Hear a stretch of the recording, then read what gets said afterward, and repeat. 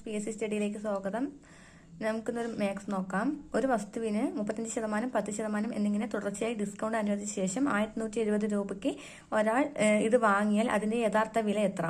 അപ്പം നമുക്ക് സാധനം അറിയില്ല അല്ലേ, എത്ര രൂപ എന്ന്. അപ്പം 100 എഴുതുക.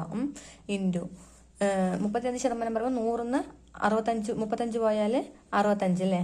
അപ്പം മറ്റേ 65/100 ഇൻറ്റു 10% കൂടി ഡിസ്കൗണ്ട് പറയുമ്പം 90/100. നമ്മൾ സീക്വൽ ടു വില എത്രയാണ്? 1170 അല്ലേ. അപ്പം നമ്മൾ ഇതിന് നേരെ തിരിച്ച് എഴുതുക. 1170 ഇൻറ്റു 100/65 ഇൻറ്റു 100/90. ഇത് ചെയ്താൽ നമ്മുടെ ആൻസർ ആകും. ക്യാൻസൽ ചെയ്യുക.